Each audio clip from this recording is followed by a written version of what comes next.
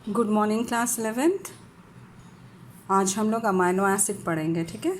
So amino acid we all know that it is a micro molecules, it is a micro molecules, but when they join and they form peptide bond or protein molecules, then it is known as macromolecules. Then it is known as macromolecules, right? So for protein synthesis we require 20 different types of amino acid. When protein synthesis is required, then we have 20 amino acids which participate in the process of protein synthesis, right? Other than this 20 amino acids, we have about 100 different types of amino acid which is required to perform some other functions, other than the protein synthesis. ठीक है, protein synthesis के लिए हमको 20 amino acids चाहिए। ये 20 amino acid जो है protein synthesis में पार्टिसिपेट करते हैं। Other than this 20 amino acids we have about 100 different types of amino acids which is required to perform some other functions. Example, orthonine, histamine, right? Now come to the structure of the amino acid. तो amino acid को actually हम क्या कहते हैं? Basically it is a methane derivatives, ठीक है। अगर हम अमाइनो एसिड के स्ट्रक्चर को अगर हम देखते हैं, then it has an one amine group, one carboxyl functional group, और another valence is satisfied by hydrogen, and fourth position it has anything which is represented by R. यहाँ पर हम कुछ भी अटैच करते हैं, डिपेंडिंग अपॉन दैट अटैचमेंट ये अपना नाम चेंज कर लेता है और अपना नेचर भी चेंज कर लेता है। जैसे ये एसिटिक हो सकता है, बेसिक हो सकता है, न्यूट्रल हो सकता है, डिपेंड करता है। So basically it has one amine group and one carboxyl group, ठीक है। Third valence is satisfied by hydrogen, and fourth one it may be anything like hydrogen, methyl group etc. यहाँ पर कुछ भी हो सकता है, ठीक है। हम इसे क्यों कहते हैं कि ये मिथाइल डेरिवेटिव है? Why it is known as methyl derivative, ठीक है। अब सपोज़ हम इसको देखते हैं, हमने इसमें अमाइन ग्रुप लगा दिया, ठीक है। अगर हम चारों वैलेंसी को अगर हम देखते हैं, हमने हाइड्रोजन वगैरह डाल दिया, हाइड्रोजन यहाँ पे भी है, यहाँ पर भी है, लेकिन यहाँ पर हम कार्बोक्सिल डाल सकते हैं। सिर्फ आर चेंज जो है, आर फंक्शनल जो है उसको वो वेरी करेगा, ठीक है। So basically it is known as methyl derivatives, ठीक है। अब हम आते हैं क्लासिफिकेशन ऑफ अमाइनो एसिड। ठीक है। अमाइनो एसिड न्यूट्रल हो सकता है, बेसिक हो सकता है और एसिटिक हो सकता है।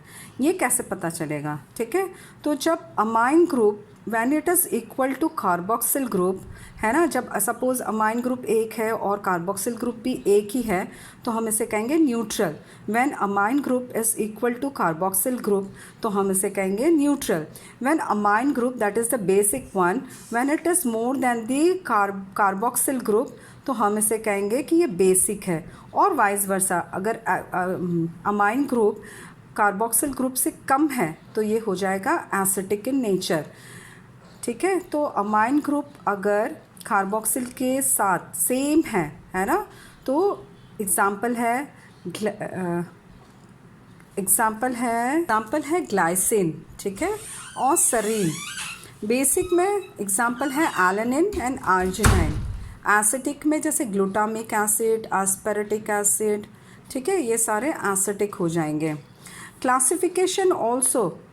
Classification of amino acid is also categorized as a essential और non essential। एक क्लासिफिकेशन किसके ऊपर हो गया? Depending upon the amine and carboxyl group, ठीक है। और दूसरा अमाइनो एसिड को हम क्लासीफाई कर सकते हैं, एक हो सकता है असेंशियल या फिर non essential group. Essential group वो जो हम सिंथेसाइज नहीं करते हैं, we are not able to synthesize but we can take it through our diet. So essential amino acid हमेशा हमारे डाइट में होना चाहिए, ठीक है। जैसे एग्जांपल हो गया ट्रिप्टोफेन, मिथियोनिन, फिनाइलएलानाइन, है ना, ये एसेंशियल अमाइनो एसिड्स है। एसेंशियल अमाइनो एसिड्स क्यों है? क्योंकि हमें इसे डाइट के थ्रू लेना होता है, ठीक है। हम इसे स्किप नहीं कर सकते because we are not able to synthesize it, ठीक है। नॉन एसेंशियल अमाइनो एसिड जो है वो हमें लेने की ज़रूरत नहीं है, क्योंकि वो हमारा बॉडी खुद ही सिंथेसाइज कर देता है। से for example glutamic acid, aspartic acid, alanine, है ना। इन दोनों की कैटेगरी के अलावा भी एक और कैटेगरी होता है जिसे हम कहते हैं सेमी एसेंशियल अमाइनो एसिड।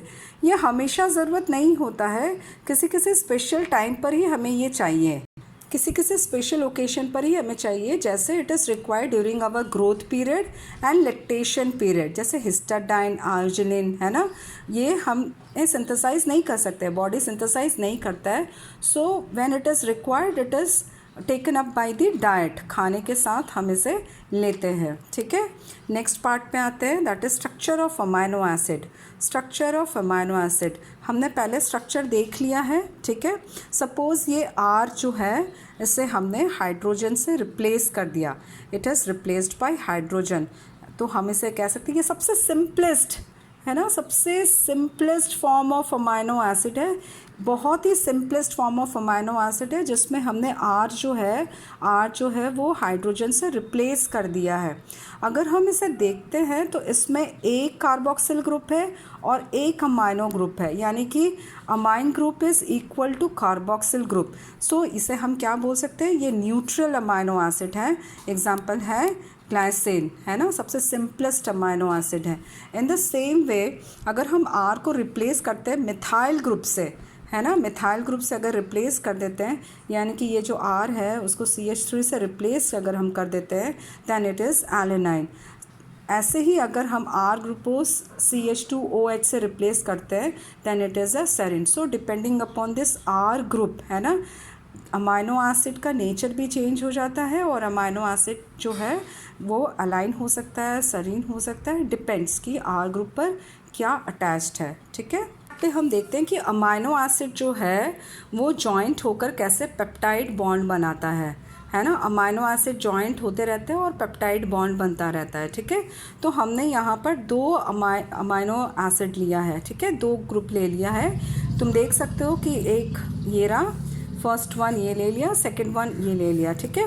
तो फर्स्ट ग्रुप में हमने इसका कार्बोक्सिल फंक्शनल ग्रुप और इसमें अमाइन ग्रुप NH2 था, HH ले लिया, तो OH और H साथ में आ जाते हैं, ठीक है। तो ये दोनों अगर साथ में आए then it is water, it lost water, it's eliminate water, और जो बॉन्ड है वो CO यानी कि carboxyl of one amino group and amine group of another amino acid, ये दोनों के बीच की जो बॉन्डिंग है उसे हम बोलते हैं पेप्टाइड बॉन्ड, ठीक है। और जब बहुत सारे इस तरह से जुड़ते चले जाते हैं, जैसे यहाँ पर दो ही हैं, इसी तरह से अगर यहाँ पर और ऐड होते जाएंगे then it form a long polypeptide chain और it is known as protein molecules, ठीक है। ये प्रोटीन में कन्वर्ट हो जाएगा, क्योंकि हमें पता है कि amino acid is the structural and functional unit of protein. तो इस तरह से जब वो पेप्टाइड बॉन्ड बनाना शुरू कर देंगे then they form a long polypeptide chain and ultimately it form the protein molecule, ठीक है।